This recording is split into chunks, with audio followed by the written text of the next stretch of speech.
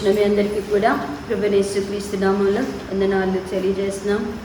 దేవుడి తన కృప చేత ఈ పరిశుద్ధ ప్రతిష్ఠిత శుక్రవార దినమందు దేవుని సంఘంగా కూడి రావడానికి దేవుడు చేసిన కృప అంతటిని బట్టి దేవుని స్తుతిస్తున్నాం.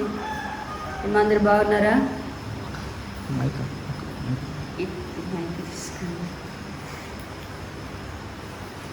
ఈ లాక్డౌన్ కాలంలో చాలా ఆత్మీయ పాఠాలు నేనైతే వ్యక్తిగతంగా నేర్చుకున్నాను. మీరు ఎట్లున్నారో నాకు తెలియదు.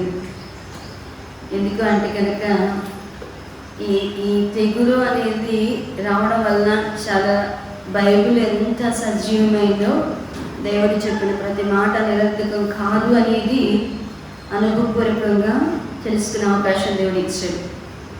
ఈ తెగులు రావడం వలన ఒకటి, దేవుని యొక్క రాకడ ఎంత సమీపంగా ఉందో అర్థమైంది. ఈ తెగులు వలనంట చాలామందిని పరీక్ష చేస్తున్నప్పుడు చాలామంది చెప్తున్నది ఏంటి అంటే కనుక మారు మనస్సు అనేది తగ్గిపోయింది. మారు మనస్సు దేవుని వాక్యంలో ప్రకటన గ్రంథం అంటారు. వాళ్ళంట దేవుని కార్యాలు చూస్తా కూడా మారు మనసు మాత్రం పొందరంట. మారు మనసు అనేది రాదు. ప్రకటన గ్రంథము 15వ అధ్యాయం చదువుతుంటే ఈ తెగులు సమాప్తి అయ్యే వరకు ఆలయంలోకి ఎవరు ప్రవేశించకుండా మూయబడుతుందంట. అంటే దేవుని యొక్క వాక్యము ఎంత సజీవమైందో అవన్నీ కూడా ఒక్కొక్కటి నెరవేర్చబడుతున్నప్పుడు ఆత్మీయ జీవితంలో వ్యక్తిగతంగా సహవాసం దేవుడితో చేయడం ఎంత కష్టమైందో కూడా అర్థమవుతుంది. నా మట్టుకు నేను బాగా అర్థమైంది. నాకు ఆత్మీయ జీవితంలో ఒంటరిగా ఉన్నప్పుడు దేవునితో సహవాసం కలిగి దేవునితో నిలబడ్డము అనేది ఎంత కష్టమో సంఘం లేకపోతే అర్థమైంది. ఇంకా ఏంటి అంటే కనుక సహవాసం అనేది లేకపోతే పరిశుద్ధాత్మను పొందుకోవడం కష్టం. పరిశుద్ధాత్మ బలంగా దిగి రావడం కూడా కష్టం. అంటే ఒంటరిగా ఉంటే మనం దేవుళ్ళు ఎక్కువ ఎదుగుతాం అన్న కన్నా కూడా తొందరగా పడిపోతాం అనేది మాత్రం అర్థమైంది. చాలామంది ప్రార్థనాత్మను పోగొట్టుకుంటారు. కొంతమంది పరిశుద్ధాత్మ ఆగిపోయి ఉంటుంది. అసలు దానిని పొందుకోవడంలో, దాంతో ఆనందించడంలో ప్రయత్నం చేయడంలో మానేసింటారు. దేవుడు వ్యక్తిగతమైన లోపాలు మనకు అర్థమవుతున్నప్పుడు ఆ బలహీనతలను సరి చేసుకోవడంలో కొంత లోపం జరిగి ఉండొచ్చు. ఏదేమైనా ఈ లాక్డౌన్ అనేది నువ్వేంటో నీకు అర్థమయ్యేటట్టు చేసి ఉంటుంది. ఈ లాక్డౌన్ అనేది నువ్వేంటి అనేది నీకు కొంత అర్థం కావాలా? అర్థం కాకపోతే కనీసం నువ్వేంటి అనేది ఈ లాక్డౌన్లో చాలా మందిలో ఫ్రస్ట్రేషన్ ఎక్కువైపోయింది. ఈ లాక్డౌన్ అంటే ఇంకొకటి కూడా వచ్చేసిందండి. మనుషుల్లోకి ఏం నేర్పించిందంటారట, ఫ్రస్ట్రేషన్ అంటే కోపము యొక్క తారపు స్థాయి అనేది మనుషుల్లో కనపడుతుందంట. ఇంట్లో ఉన్న భర్తలను భార్యలు భరించలేకపోతున్నారంట. భార్యల వేధింపులు భర్తలు కూడా ఏం చేయలేదంట, భరించలేకపోతున్నారు. కన్న పిల్లల్ని గోలని తల్లిదండ్రులు ఏం చేయలేకపోతున్నారు, తట్టుకోలేకపోతున్నారు. ఆర్థిక మాంద్యాలు, ఆర్థిక పరిస్థితులు కుటుంబాన్ని రేపటి కూర్చిన చింతని బాగా కలుగజేస్తున్నాయి. సరిగ్గా రెగ్యులర్గా జీతాలు రాక, కొద్ది జీతాలు రావడం, వచ్చిన జీతాలను ఎట్లా వాడాలో తెలియక అర్థం కాకపోవడం, ఇవన్నీ ఒక రకంగా మనుషుల్లోకి ఏం నేర్పించేసిందంటే మనుషులో కోపం అనేది కట్టలు. అప్పుడు దాకా దాగి ఉన్నదంతా కూడా ఇప్పుడు ఏమైపోయిందంట, కట్టలు తెచ్చుకుంటుందంట. ప్రేమ చల్లారిపోతుంది. మళ్ళా మా బతుకులు మామూలుగా ఉద్యోగాలు చేసేవాళ్ళం, ఉద్యోగానికి వెళ్ళిపోతే బాగుండు, ఈ ఇంట్లో గొడవకన్నా ఆడే ప్రశాంతం ఉందంటారు. అప్పుడే చదివిస్తే బాగుంటుంది వాళ్ళు, ఇప్పుడు ఉద్యోగానికి వెళ్ళిపోతే బాగుండు. పిల్లలకి బడులు తెచ్చి తొందరగా తనివిస్తే బాగుందని తల్లిదండ్రులు అనుకుంటారు. భర్తలు గొప్పగా క్యారేజీలు చేద్దామని తనివిస్తే బాగుండని భార్యలు అనుకుంటారు. అమ్మో భార్య ఇట్లాంటి వాళ్ళ అని భర్తలు అనుకుంటారు. ఇలాంటి పరిస్థితుల మధ్య మనం ఏంటో అర్థమవుతుంది, మన ఇంట్లో పరిస్థితి ఏంటో మనకి తండ్రికి అర్థమవుతుంది. కానీ దేవుని కోరుకున్న ఆత్మీయ స్థితిలో నిలబడుతున్నామా లేదా అనేది మాత్రం ఎవరికి ఏమనలేదు, అర్థం కావట్లేదు. నా కుమారుడైన దేవుడు నిన్ను పిలిచి, నా కుమారి అని దేవుడు పిలిచి ఆయన మెల్లని స్వరాన్ని నీకు వినిపించే రోజు అవుతుందో, దేవుడు తన యొక్క స్పర్శను, తన చల్లని గాలిని, తన అగ్ని వంటి ఆత్మను నీతో తాకి ఎన్ని రోజులు అవుతుందో. అంటే ఈ లాక్డౌన్ ఎన్ని పాఠాలను, ఎన్ని గుణపాఠాలను, ఎన్ని మార్పులను, చేర్పులను మనకు నేర్పించిందో గ్రహించి రేపేం సంభవిస్తుందో తెలియదు. కానీ ముందున్న దినాలు మంచి కాలం మాత్రం ఎప్పుడు అనుకోకండి. ఉన్న దుర్దినాల్లో దేవుని ఎలా వెనకాలో ఎలా సేవించాలో నేర్చుకోవడం అనేది సంఘం, మరి ముఖ్యంగా వ్యక్తిగతంగా సహవాసం అనేది దేవునితో పట్టు నింపుకోవడం అనేది సంఘం నేర్చుకోవాలి. ఒంటరిగా ఉన్నప్పుడు మనకన్నా ముందున్నటువంటి ప్రవక్తలు, మనకంటే ముందున్నటువంటి భక్తులైన వారు శ్రమలో ఒంటరిగా పోరాడారు. యేసు ప్రభు వారు కూడా ఒంటరితనంలో భక్తి చేసి నిలబడడం అనేది నీ పునాదికి మూలం అనేది మాత్రం జ్ఞాపకం చేసుకొని వస్తాం, వెళ్ళిపోయాక కాదు. సమయాన్ని సద్వినియోగపరుచుకుంటూ దేవుడు తన కృప ద్వారా మనం అందరిమైతే లాక్డౌన్ ఎత్తేసారు అనగానే ప్రారంభించేసాం. ఇంకా చాలా సంఘాలు ప్రారంభించట్లా. మనమైతే ధైర్యం చేసే పరిస్థితి అయినా ప్రారంభించాం.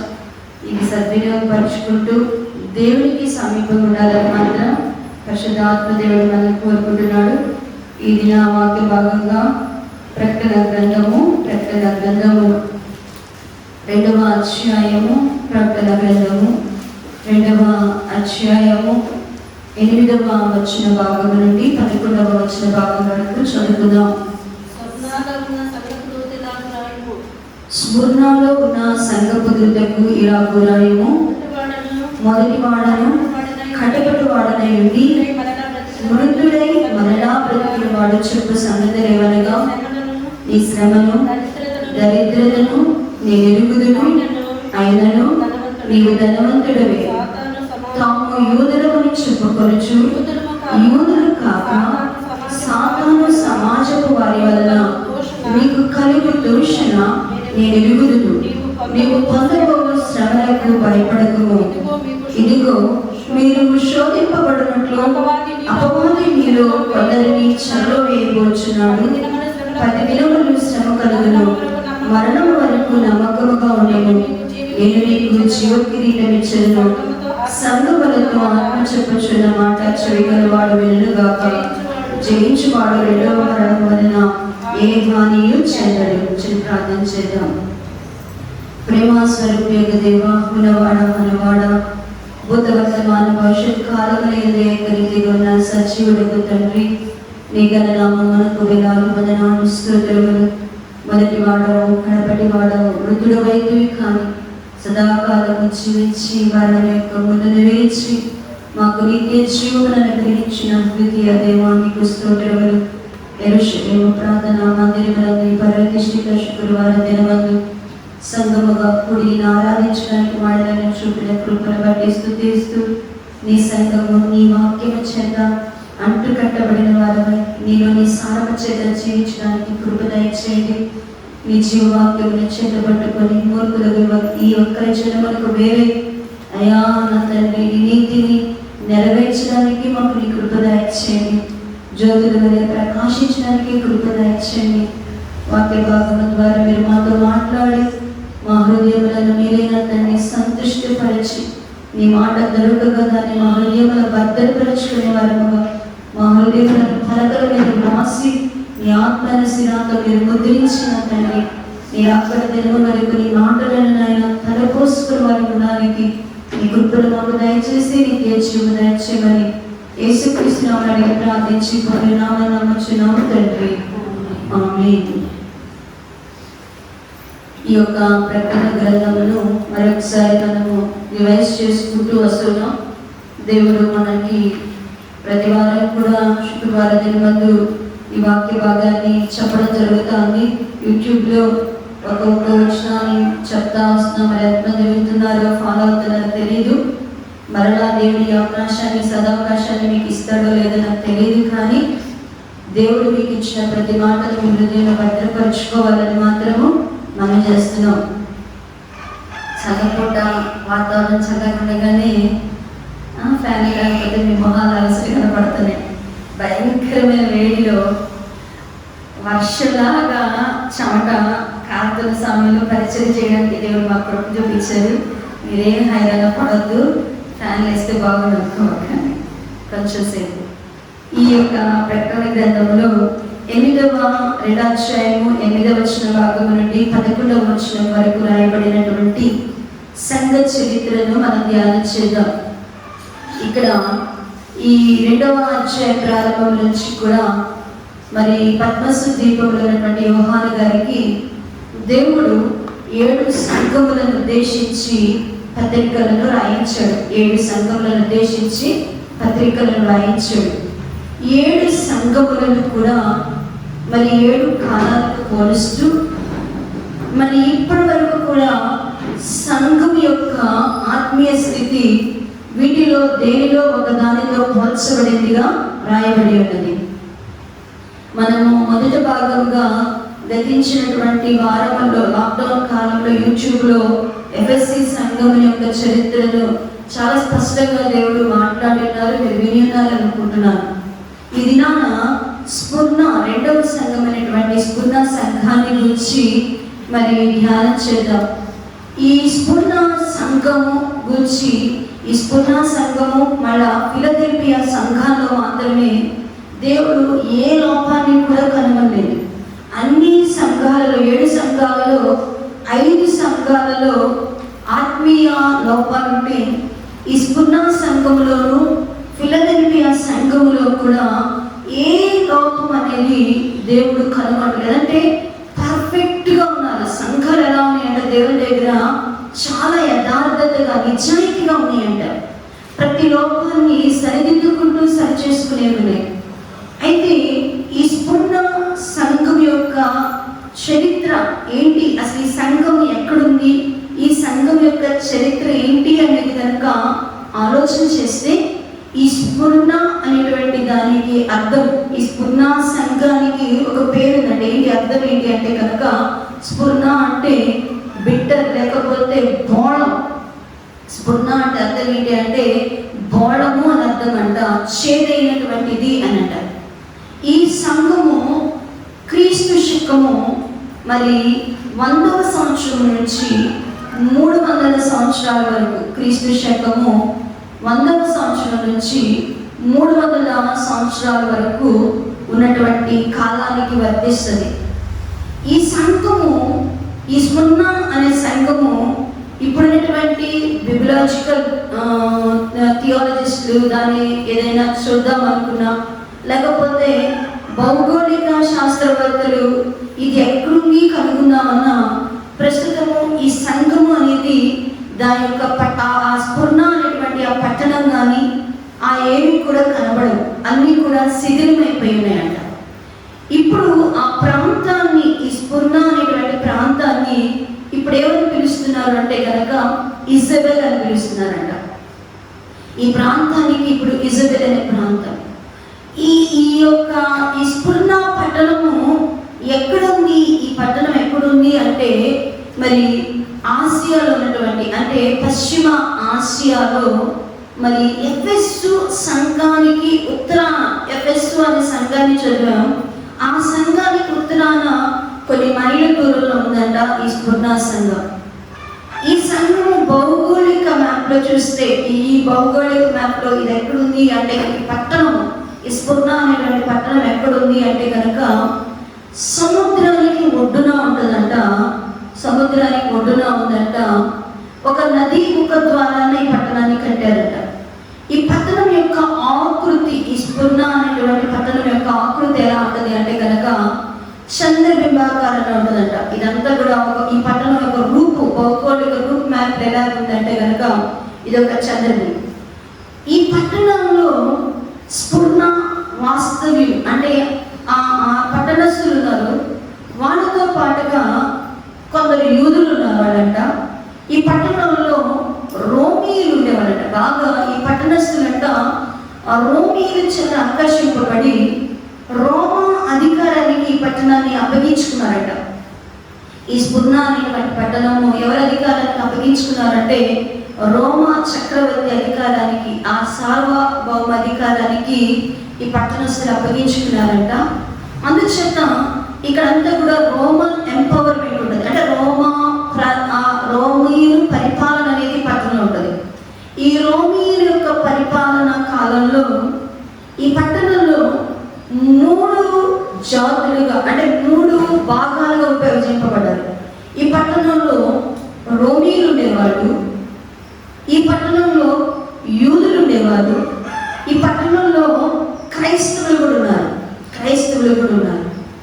ఈ పట్టణంలోనికి మరి క్రీస్తును గూర్చిన సువార్త ఎలా వచ్చిందో తెలియదు, కానీ క్రీస్తుని గూర్చిన సువార్త ఎవరు తీసుకెళ్లారు, ఎవరు చెప్పారో తెలియదు, కానీ ఈ పట్టణంలోనికి క్రీస్తుని గూర్చిన వార్త రాగానే అనేకులంట ప్రభువైన యేసుక్రీస్తు నమ్ముకొని సగభాగము క్రైస్తవులుగా చేయబడ్డారంట. సగభాగం ఏమయ్యారంటే కనుక క్రైస్తవులుగా చేయబడ్డారు. ఈ పట్టణము అంతకుముందు ఎలాంటి చరిత్ర, ఎటువంటి ఆధ్యాత్మిక స్థితిలో, అంటే వాళ్ళ అంతకుముందు ఎటువంటి మతాన్ని, ఎటువంటి కులాన్ని, ఎటువంటి స్థితిని వారు కలిగి ఉన్నారంటే కనుక ఈ పట్టణంలో సూర్యుని దేవుడుగాను, సూర్య దేవునికి ఒక గుడి ఉండేది, ప్రాచుర్యమైన గుడి ఉండేదంట. రెండవది మరి సిపెనా, అంటే త్రాగుడుకు ఒక గుడి, త్రాగుబోతులకు ఉంటుంది చూడండి, అలాంటి వాళ్ళకి ఒక గుడి కట్టారంట. ఆ త్రాగుడు దేవత, త్రాగుడు అనేటువంటి వాళ్ళకి ఆ దేవతకు ఒక గుడి కట్టారంట, దేవుడిగా చేసుకొని త్రాగుడు. అక్కడ సూర్యుని దేవుడిగా ఆరాధిస్తారు. మన్ను తీసుకొని వెళ్ళి ఆ మన్నుని పోసి వాళ్ళు ఆరాధిస్తూ ఉంటారంట. ఇంకొకటి ఏంటి అంటే కనుక ఇక్కడ చక్రవర్తులను, నీరో చక్రవర్తిని, తర్వాత అగస్టస్ చక్రవర్తిని, మరి డొమిషియస్ చక్రవర్తిని, వీళ్ళందరూ కూడా గుళ్ళుగా కట్టి ఇక్కడ రాజును దేవుడుగా ఆరాధించేవారంట. కొంచెం మీకు అర్థం కాని కొరకు చెప్తున్నా, అంటే సంఘము యొక్క చరిత్ర తెలుసుకుంటే బైబిల్ ఎంత వాస్తవమైంది. మనము ఎప్పుడైనా ఈ సంఘం ఎక్కడుంది ఏంటి అంటే పైకి వెళ్ళిపోమా, మీరు వెళ్ళే వాళ్ళు ఎవరైనా వస్తే కనుక ఇక పైకి వెళ్ళిపోండి, ఇంకెవరు అక్కడ కూర్చోబెట్టద్దు, లేదా బయట చేసి. ఈ యొక్క సంఘ చరిత్రను మనం ఎందుకు నేర్చుకుంటామంటే అసలు సంఘము అనే దాన్ని ఉన్నది అంటే దానికి ఏదో ఒక రుజువు ఉండాలి. ఆ రుజువుని బట్టే ఆ సంఘంతో దేవుడు మాట్లాడిన మాట ఏమై ఉంటుంది, నిజమై ఉంటుంది. నిజమైన మాట ఉన్నప్పుడు జరగబోయేది కూడా ఏమవుతుంది, జరుగుతుంది అనే రుజువు ఉన్నది. కాబట్టి ఈ స్ఫురణ సంఘములకు ఉన్న చరిత్రనంతా కూడా చెప్పాల్సి వస్తుంది. ఈ చరిత్రలో ఈ స్ఫురణ అనేటువంటి సంఘము మరి విగ్రహారాధనతో కూడిన సంఘము, మరి ఈ సూర్యుడిని, త్రాగుడిని దేవుడిగా ఆరాధించే ఊళ్ళని, ఆ ఊరు చాలా ప్రాచుర్యం కలిగిన పట్టణం, చాలా గొప్పది. అసలు సిటీస్ అని పిలువబడేది పట్టణంలో ప్రథమ పట్టణం. ప్రపంచంలో ఆసియాలో ఉన్న పట్టణాల్లో ఫస్ట్ సిటీ ఏదైనా ఉంది అంటే ఆసియాలో ఉన్నటువంటి సిటీస్లో ఫస్ట్ సిటీ కట్టబడింది ఏది అంటే కనుక ఈ స్ఫురణ అనేటువంటి సిటీ అని అంటారు. ఆ సిటీలో బాగా రాజు చక్రవర్తులకు గుళ్ళు కట్టి రాజు ఆరాధనలు అందుకుంటారట, పూజలు అందుకుంటారట. ఆ చక్రవర్తులు ఏమనుకుంటారట, పూజలు అందుకుంటారట. అటువంటి చరిత్ర కలిగినటువంటి సంఘములోనికి యేసుక్రీస్తు ప్రభు వారి స్వార్థ వెళ్ళినప్పుడు, యేసుక్రీస్తు ప్రభువుగా ప్రకటింపబడినప్పుడు అనేకులు క్రైస్తవులుగా మార్చబడి ప్రభుని నమ్ముకున్నారంట. ఆ ప్రభుని నమ్ముకున్నప్పుడు క్రైస్తవులుగా చేయబడినటువంటి తర్వాత వీళ్ళకి భయంకరమైన శ్రమలు, అంటే ఈ సంఘం అంతా చరిత్ర మనం ఈ యొక్క 8వ అధ్యాయం నుంచి 11వ వచనం వరకు చదివినా కూడా ఈ వచన భాగములన్నిటిలో కూడా దేని కనబడుతుంది, దేవుడు వాళ్ళు ఏం చూశాడు, వాళ్ళు ఏం పొందబోతున్నారు, అది ఎంతవరకు వాళ్ళు పొందాలి అనేది చూస్తే దేవుడు ఏం చూశాడు అంటే, ఏం చూశాడంట దేవుడు, శ్రమనే చూశాడంట.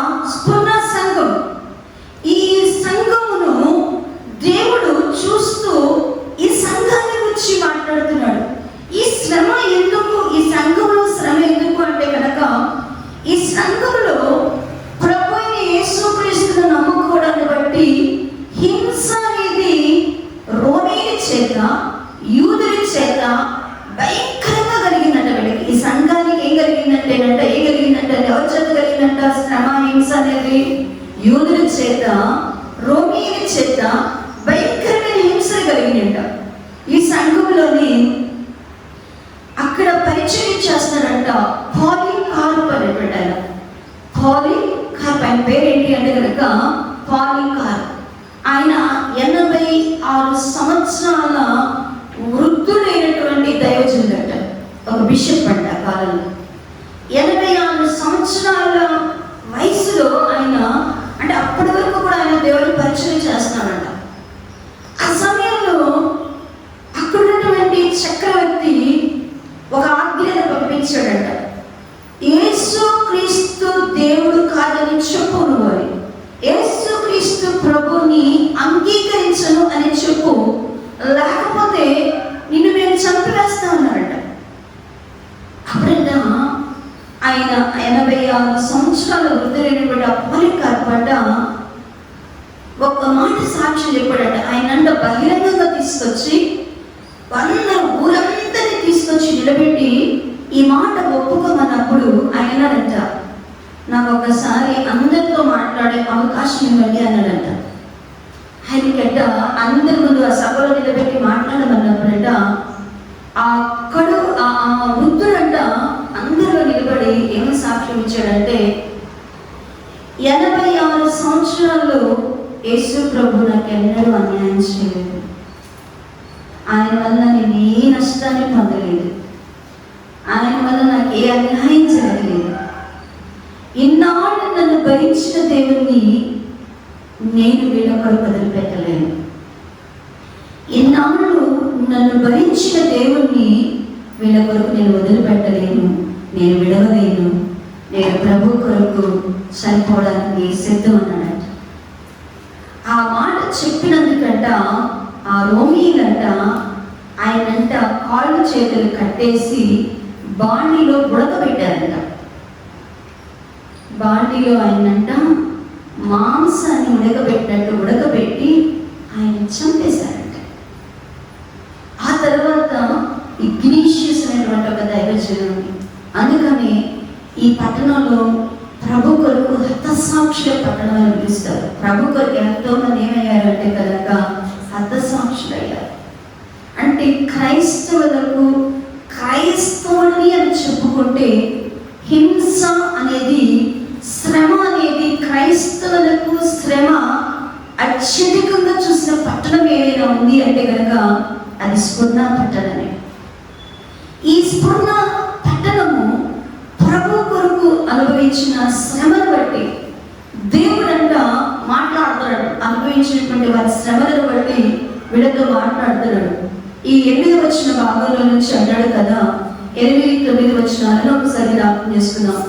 స్ఫురణలో ఉన్న సంగపు దూతకు ఇలాగూ రాయము, మొదటి వాడను కడపటి వాడునై ఉండి మృతుడై మరలా ప్రతికి వాడు చెప్పు సంగతి ఏమనగా, ఈ శ్రమను దరిద్రతను నేను ఎరుగుదును, అయినను నీవు ధనవంతుడివి, తమ యూదుని చెప్పుకొనొచ్చు, యూదుని కాక సాతాను సమాజపు వారి వల్ల నీకు కలుగు దూషణ నేను ఎరుగుదును, నీవు పొందబోకు శ్రమలకు భయపడకము. ఆగుదమండి.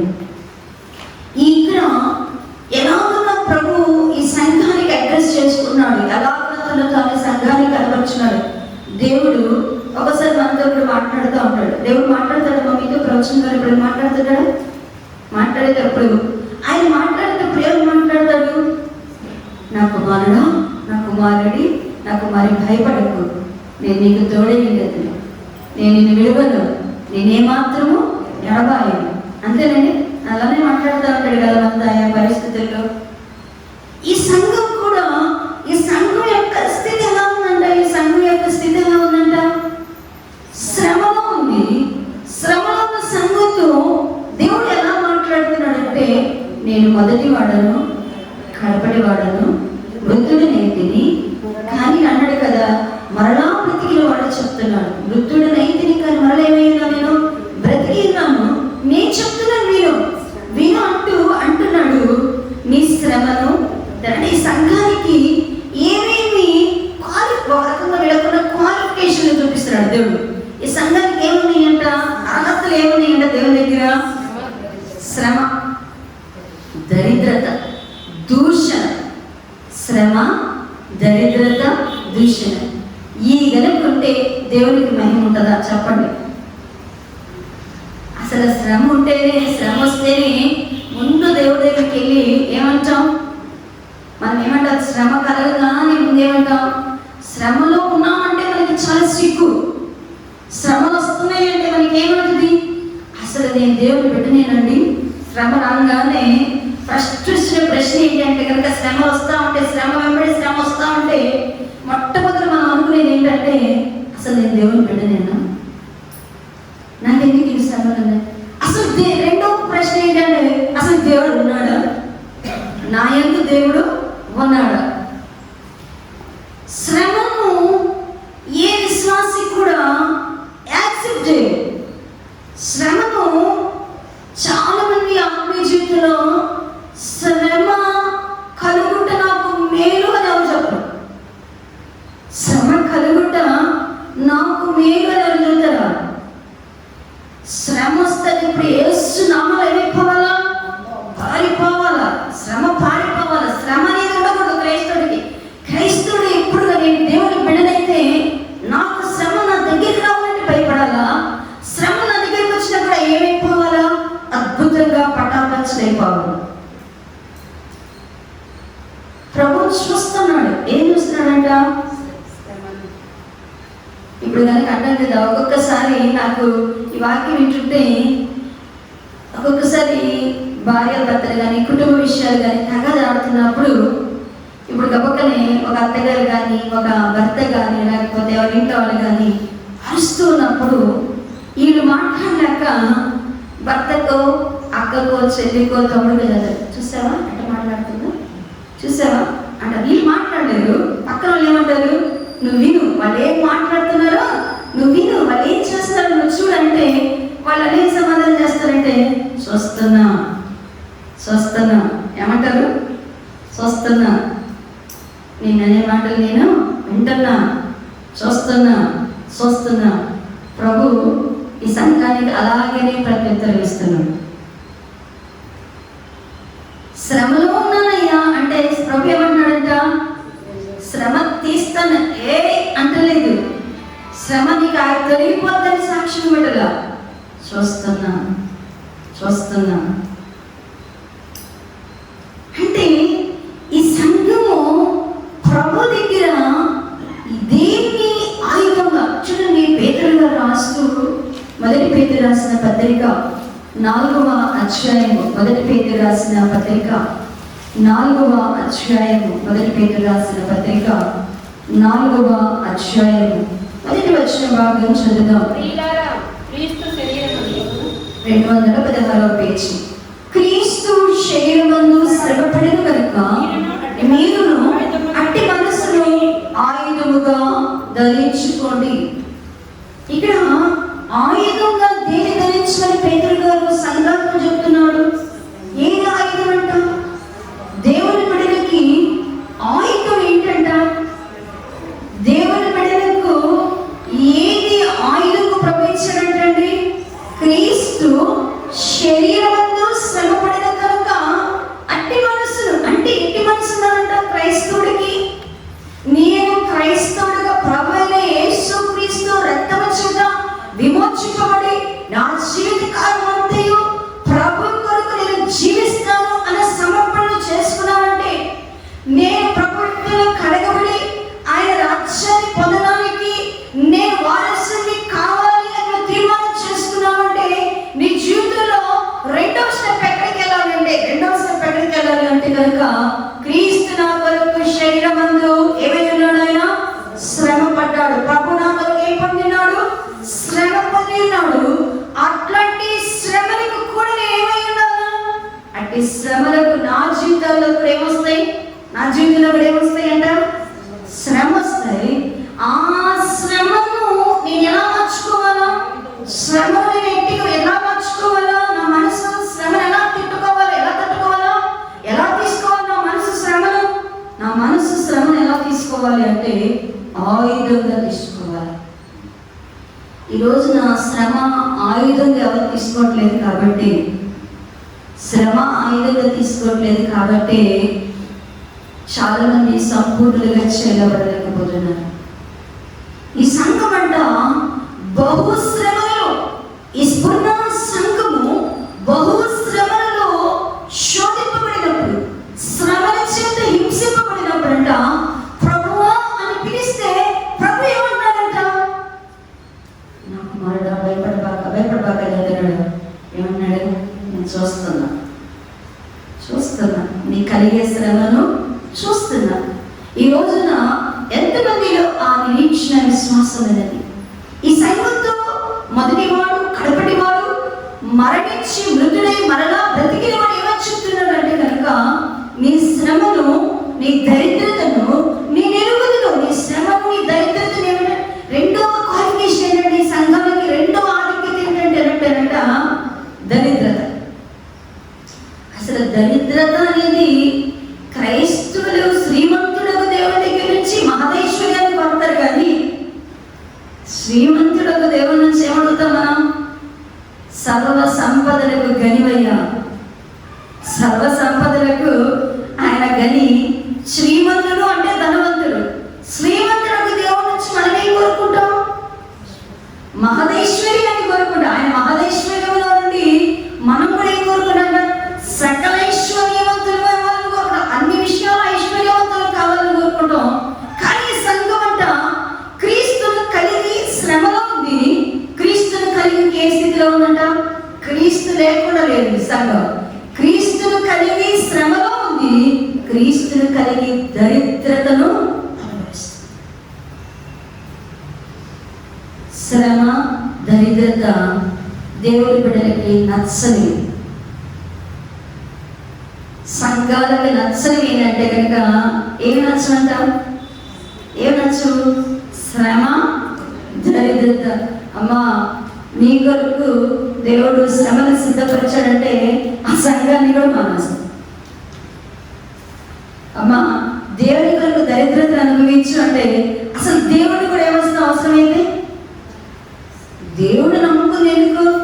ఉన్న దరిద్రత చాలక మళ్ళీ ఇంకా ప్రత్యేకమైన ఈ దరిద్రత పోవడానికి, ఈ దరిద్రతను వదిలించుకోవడానికి, ఈ శ్రమలను బాధలను వద్దనుకుని దేవుని దగ్గరికి వస్తే ఈయనేమో మాట్లాడుతున్నాడు, నాలో ఏం వస్తున్నాడంటే ఏం కావాలని కోరుకున్నాడంట? శ్రమను, దరిద్రతను. సంఘములో ఈ సంఘము దేవుని పక్షముగా సమకూర్చబడిన తర్వాత, క్రీస్తు రక్తము చేత విమోచింపబడిన తర్వాత ప్రభు ఆ సంఘమును ఏ స్థితిలో ఎరిగినాడు? ఏ స్థితిలో ఎరిగినాడు అంటే శ్రమలో ఉండడాన్ని ఎరిగినాడు, దరిద్రతను అనుభవించడాన్ని దేవుడు ఎరిగినాడు. శ్రమ ఎందుకు వస్తుంది? శ్రమ ఎందుకు ప్రభు అనుమతించాడు? అసలు శ్రమను ఎందుకు ప్రభు అనుమతిస్తాడు? శ్రమను ఒక సంఘానికి దేవుడు ఎందుకు నేర్పిస్తున్నాడు?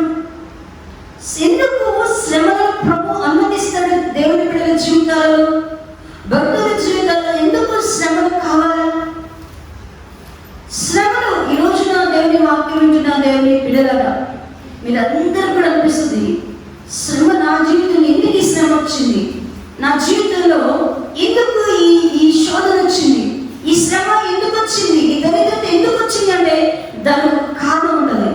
ఈ శ్రమ సంఘంలోనికి రావడానికి, దేవుని ప్రజలకు శ్రమ కలగడానికి కలిగిన కారణం ఏంటి? శ్రమ కలగడానికి కలిగిన కారణం ఏంటి అంటే చూడండి, శ్రమ మనకి ఏమి నేర్పిస్తుంది? శ్రమ ఎందుకు కావాలా? సంఘంలో ఏమి శ్రమ ద్వారా మనం ఏమి నేర్చుకోగలుగుతామంటే కనుక ఎబ్రిల్కి రాసిన పత్రిక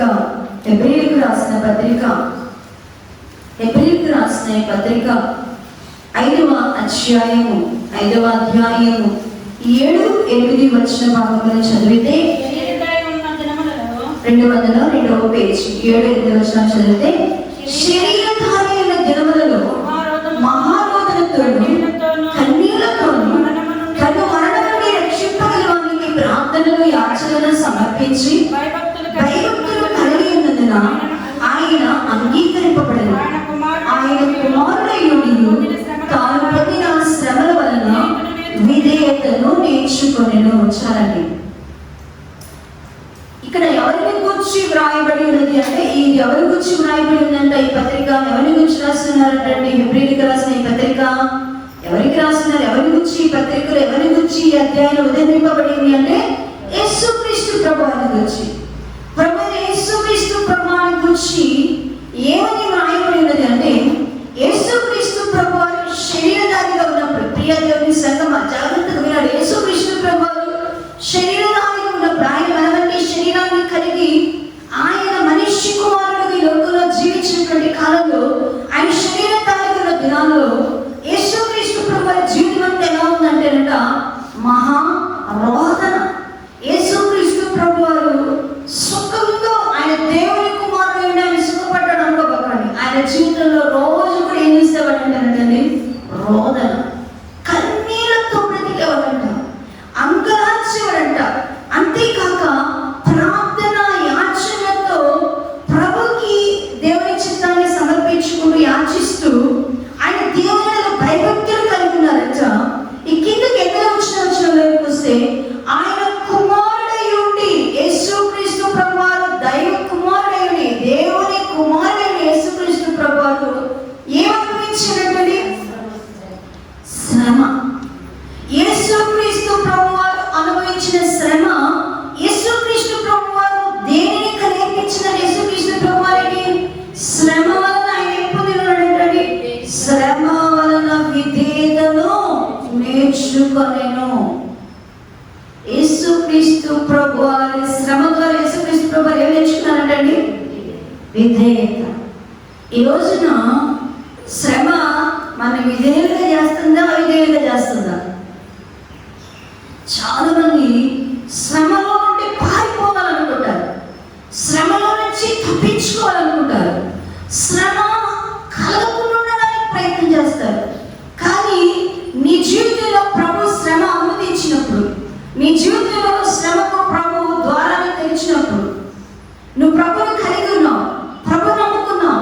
ఒకప్పుడు అన్యాయస్తురాలుగా, ఒకప్పుడు అబద్ధికురాలుగా, ఒకప్పుడు మోసం చేసే వ్యక్తిగా, ఒకప్పుడు దేవునికి ఆయాసకరమైన పనులు మార్గాలు నడుచుకున్న వ్యక్తిగా ఉన్నావు. ఇప్పుడు ప్రభు తట్టు తిరిగావు, ప్రభు నమ్ముకున్నావు, ఆయన రక్తంలో నీ పాపాన్ని, నీ యొక్క అవిధేయతను ఒప్పుకొని విడిచిపెట్టావు. నీ జీవితాన్ని మార్చుకున్నాక, ఒకప్పుడు పాపంలో ఉన్నప్పుడు ఏ శ్రమ నీ జీవితంలో వచ్చినా అది నీ అవిధేయతను బట్టి వచ్చింది. ఒకప్పుడు నీవు దేవుని ఎరగకుండా ఉన్నప్పుడు ఏ శ్రమ వచ్చినా అది నీ అవిధేయతను బట్టి, నీ తొట్రపట్టును బట్టి, నీ అవివేకాన్ని బట్టి, నీ చెడుతనాన్ని బట్టి వచ్చింది. ఇప్పుడు ప్రభువు నమ్ముకున్నావు, ఆయన రక్తంలో కలిగిన తర్వాత నీతిని, యథార్థతను కలిగినావు, పరిశుద్ధతను కలిగినావు. ఇప్పుడు నీ జీవితంలో నీకు శ్రమ వచ్చింది. ఒకప్పుడు పాపంలో ఉండి శ్రమను, పాపం బట్టి శ్రమను అనుభవించు, ఇప్పుడు పరిశుద్ధతను బట్టి నీకు శ్రమ వచ్చింది, నీతిని బట్టి నీకు శ్రమ వచ్చింది, ప్రభువును బట్టి నీకు శ్రమ వచ్చింది. ఈ శ్రమ, ఆ శ్రమ చెడుతనం యొక్క ఫలమైతే, ప్రభువును కలిగిన తర్వాత మారు మనసు పొందినాక వచ్చే శ్రమలు. నీకు ఒకప్పుడు నువ్వు నోరు తెరిచి మాట్లాడితే ఎదుటి నీతో మాట్లాడడానికి భయం, ఇప్పుడు మానేస్తావు మాట్లాడు. ఇప్పుడు అందరూ మాట్లాడుతున్నారు నీతో. ఒకప్పుడేమో నువ్వెంత అంటే నువ్వు వాళ్ళని, అమ్మో నీ నోట్లు మేము ఆడేస్తామమ్మా పోతున్నామని వెళ్ళిపోయేవాడిని. ఇప్పుడు నువ్వు మాట్లాడటం మానేసావు, ఇప్పుడు అందరూ మాట్లాడుతున్నారు. అప్పుడేమో నోరు వేసుకుని నిలబడేదాన్ని, అని దానికి అనదానికి. ఇప్పుడు మాట్లాడటం మానేసినాక అనిపించుకుంటుంటే ఇప్పుడేమొస్తుంది? ఇప్పుడేమనిపిస్తుంది నీకు? ఎంత శ్రమ. అప్పుడైతే ఒక్కళ్ళని నాతో మాట్లాడేవాళ్ళం, ఇప్పుడు చూడ ఎన్ని నోళ్ళు నిలుస్తున్నాయి నా మీదకి, ఎంతమంది మాట్లాడుతున్నారు, ఎన్ని అంటున్నారు. అసలు దేవుడు ఏం చేస్తున్నాడు? ఇప్పుడు వెంటనే ప్రశ్న ఏంటి? ఏం చేస్తున్నాడు అంటే, దేవుడు ఏం చేస్తున్నాడు? చూస్తున్నాను కుమారుడా, చూస్తున్నాను కుమారి, చూస్తున్నాను ఈ శ్రమ, నేనేం చేస్తున్నాను? చూస్తున్నాను. ఎందుకు ఈ శ్రమను చూస్తున్నాడు ప్రభు? ఎందుకు ప్రభు శ్రమను అనుమతించాడు? ఎందుకు నీ చేత అనిపిస్తున్నాడు? ఎందుకు నీకు ఇప్పుడు బాధలు వచ్చినాయి? ఒకప్పుడు మోసం చేసి, అన్యాయం చేసి సమృద్ధిలో ఉన్నావు, ఇప్పుడు నీకు న్యాయం కలిగి లేమిలోకి వచ్చావు. ఎందుకు ఈ శ్రమను ప్రభు అనుమతించాడు? ఎందుకు అనుమతించాడు? నీకు విధేయత నేర్పించాడు. శ్రమ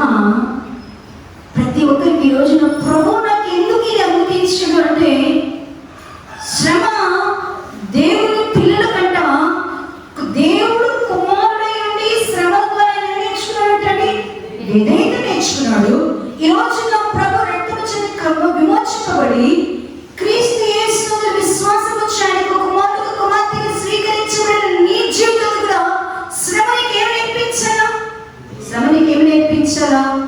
ప్రభువునకు విధేయత, దేవునికి విధేయత నేర్పించడానికి ప్రభు అంట శ్రమను తీశాడు. రెండవది, శ్రమ ఎందుకు మన జీవితాల్లో ప్రభు అనుమతిస్తాడు? శ్రమ ఎందుకు అంటే కనుక శ్రమ వలన దేవుని ఆదరణ ఎట్లా నీకు తెలియాలి. ఆదరింపబడ్డమంటే దేవుని ఆదరణ నీకు దొరకాలంటే చాలా మందికి మనుషుల ఆదరణ తెలుసు, కానీ చాలా మందికి ఎవరు ఆదరణ తెలియదంటే కనుక దేవుడు ఎట్లా ఆదరిస్తాడో తెలియదు, దేవుడు ఎలా ఆదుకుంటాడో ఆదరిస్తాడో తెలియదు.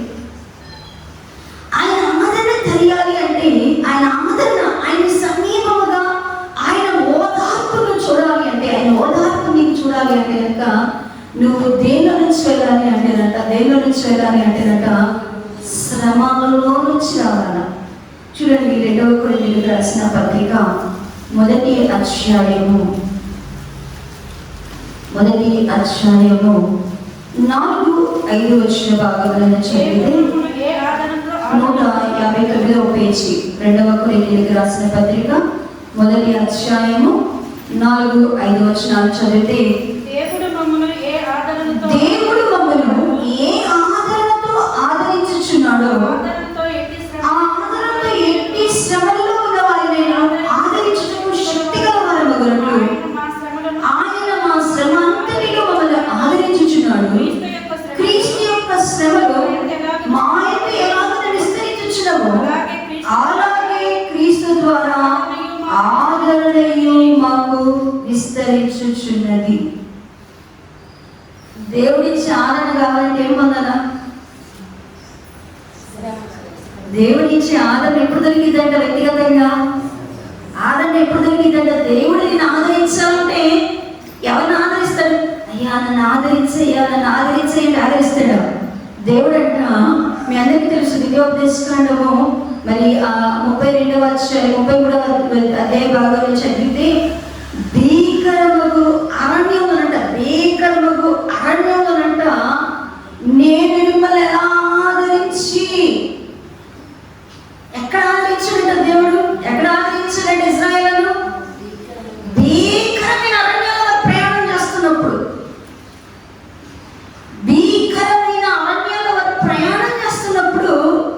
దేవుడట వాళ్ళు ఏం చేశారు అంటే కనుక ఆదరించారంట. ఎలా ఆదరించారంటే పక్షిరాజు రెక్కల మీద తన పిల్లలు పెట్టుకున్నట్లుగా,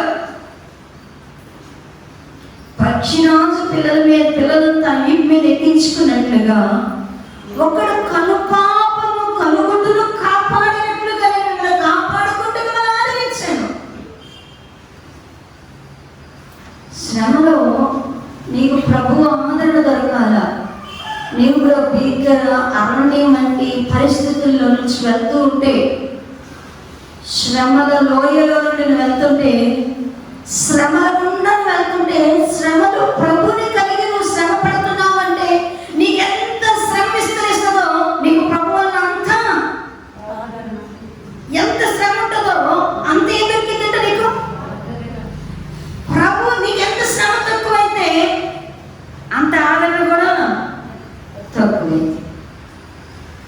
ప్రభు ఇచ్చే ఆదరణ ఎవరికి దొరుకుతుంది? ప్రభు ఆదరణ ఎవరికి దొరికింది అంటే కనుక క్రీస్తును కలిగి శ్రమ పడేవారు, క్రీస్తును కలిగి పోగొట్టుకునేవారు, క్రీస్తును కలిగి శ్రమను అనుభవించేవారు, క్రీస్తు నీతి నిమిత్తం శ్రమ పడేవారు, పరిశుద్ధ నిమిత్తం శ్రమ పడేవారు, వాక్యము నిమిత్తం శ్రమ పడేవారు, దేవుని నిమిత్తం శ్రమ పడేవారు. వారి జీవితంలో దేవుని యొక్క ఆదరణ అంట.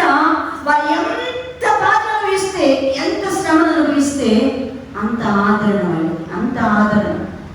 ఈ రోజున దేవుని వాక్యం వింటున్న ప్రియ సంగమ, దేవుని నమ్ముకున్నందుకు నీ కుటుంబంలో నీకు శ్రమ కలిగిందా?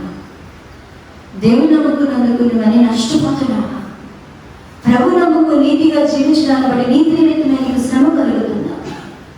నీ యథార్థతను బట్టి నీకు శ్రమ కలుగుతుందా? నువ్వు నిజం మాట్లాడడాన్ని బట్టి నీకు శ్రమ కలుగుతుందా? నీ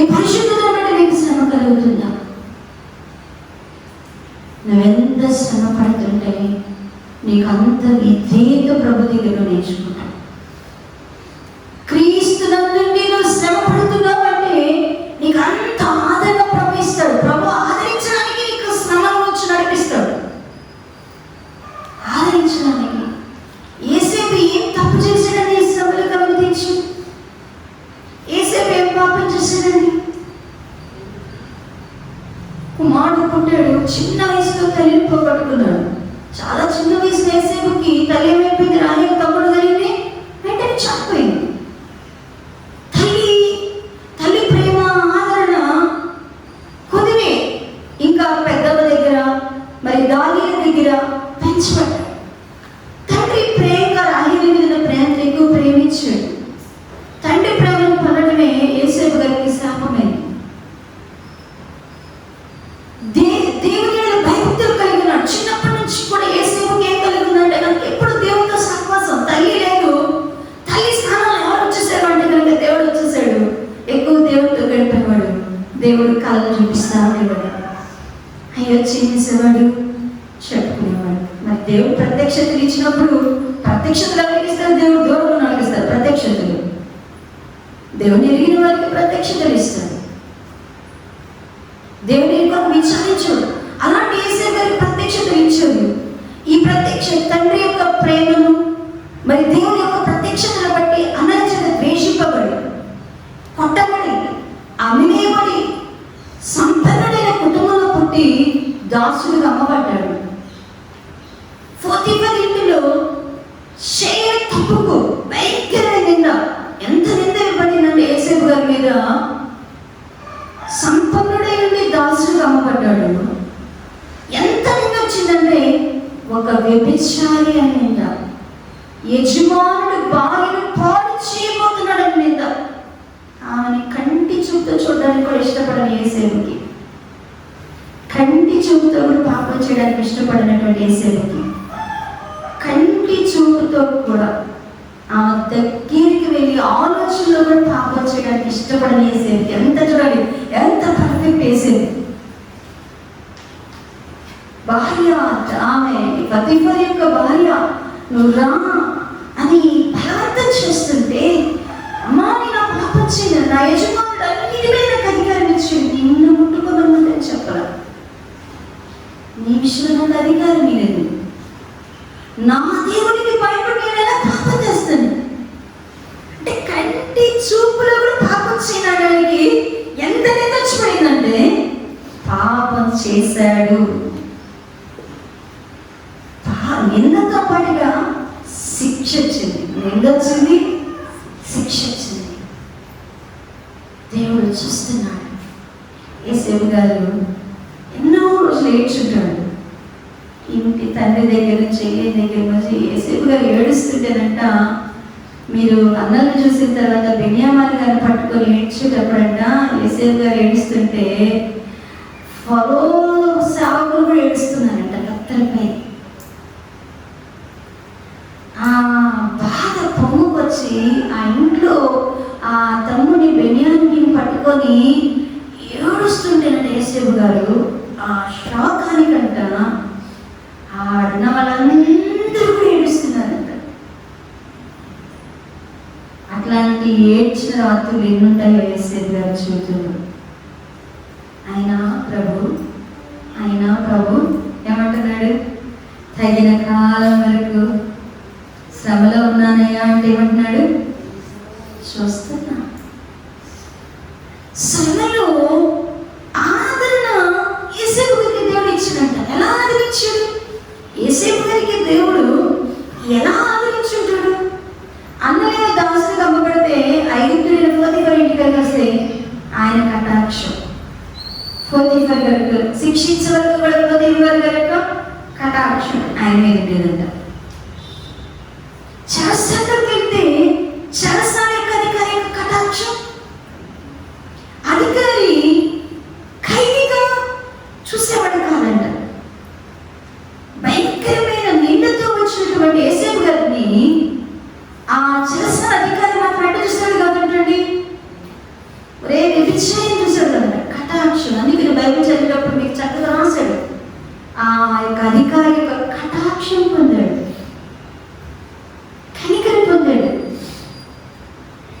వేలు ఒకవేళ పోతే వరే నువ్వు దాసుడువైనా నాకు కొడుకు లాంటి వాడు అనుకుంటాడు. అందుకని తాళాలు అప్పగించేసాడు. ఒరే నువ్వు వ్యభిచారివైనా మాట చేస్తుండవురా, నేను చూస్తే నాకు అర్థమవుతుంది ఏదో తప్పు జరుగుతుంది, కటాక్షం వచ్చేసింది. ఈ రోజున దేవుని బిడ్డలుగా క్రీస్తుని కలిగి నువ్వు శ్రమలో ఉన్నావు అంటే, ప్రభువా నీ శ్రమ నీకే విధేయత నేర్పిస్తే, యేసు ప్రభు వారి శ్రమలు ప్రభుకి ఏం నేర్పించినాయండి? యేసు ప్రభు వారికి విధేయత నేర్పిస్తే, నీ శ్రమ నీకు ప్రభుకి ఏం నేర్పించాలా? విధేయత నేర్పించాలి. దేవుని భక్తుల జీవితంలో శ్రమలు వారికి ప్రభు యొక్క ఆదరణ ఏంటో వారిలో విస్తరింపచేస్తే, ఆదరణ ఏంటో తెలుసుకోగలిగేస్తే, ఆదరించడానికి శక్తి ఏంటో వారు సంపాదించుకోగలిగితే, నీ శ్రమ నీకు ఎవరి యొక్క ఆదరణ నేర్పించారు కనుక నీకు ఎవరు ఆదరణ ఇవ్వాలా? దేవుని యొక్క ఆదరణ ఏంటో నేను తెలుసుకునేటట్లు చేయాలి. ఈ రోజున దేవుని వాక్యం వింటున్న నేను, దేవుని యొక్కకు వచ్చిన నీ జీవితాల్లో ఈ స్ఫురణ సంగమ ద్వారా దేవుడు నాతో కూడా మాట్లాడుతున్నాడు. ఏంటి అంటే కనుక చాలాసార్లు అంటాడు, నా ఇంట్లో శ్రమలు దేవుడు ఏంటోనంటే పట్టించుకోవట్లేదు, నా ఒంటిలో శ్రమ దేవుడు పట్టించుకోవట్లేదు, నా ఇంటిలో శ్రమ దేవుడు పట్టించుకోవట్లేదు, నా పరిస్థితిలో ఉన్న శ్రమ దేవుడు పట్టించుకోవట్లేదు, నీ సంఘంలో ఉన్న శ్రమ దేవుడు అనుకోవద్దు. ఆయన చూస్తున్నాడు. శ్రమలో నీవు మిగతా విషయాలను చివరి ధ్యానం చేద్దాం. శ్రమ వలన నువ్వు విధేయత నేర్చుకోవాలని, శ్రమ వలన నువ్వు ఆదరింపబడాలని దేవుని చిత్తమే. అందుకొరికే ఆ శ్రమలు నీ జీవితంలో అనుమతింపచేస్తున్నాడు. శ్రమ నీకు ఆయుధంగా చేసుకోవడం నేర్చుకోవాలి. దేవుడి బిడ్డలు శ్రమను ఎలా మార్చుకోవాలంటే ఎలా తీసుకోవాలంటే, మనకు ఆయుధాలంటే ప్రార్థన ఆయుధము, లేకపోతే వాక్యం విధాచాలు ఖడ్గము, అంతేనా? రక్షణ ఆయుధము, ఇవన్నీ మనకి ఆయుధాలు. కానీ ఇంకొక బలమైన ఆయుధం ఏంటి అంటే మనకి శ్రమ అనే ఆయుధము యేసు ప్రభువు కలిగినారు. ఆ ఆయుధంతో నువ్వు యుద్ధం చేస్తే, ఆ ఆయుధాన్ని నువ్వు పట్టుకుంటే నీవంట జీవ కిరీటాన్ని డైరెక్ట్గా పుట్టుకుంటావు. శ్రమ అనే ఆయుధంతో నువ్వు బయలుదేరితే, అందుకని సంఘానికి ఏమి ఇచ్చాడంటే, బహుమానం ఏమి ఇచ్చాడంటే కనుక నీకు జీవ కిరీటాన్ని ఇచ్చేస్తాను. అట్టి వాగ్దానాన్ని, అట్టి ఆధిక్యతను పొందుకునేటువంటి సంఘముగా ఈ సంఘం నుంచి మనం నేర్చుకునే వారు. అట్టి కృపా దేవుడు సంఘానికి దయచేయుగాక.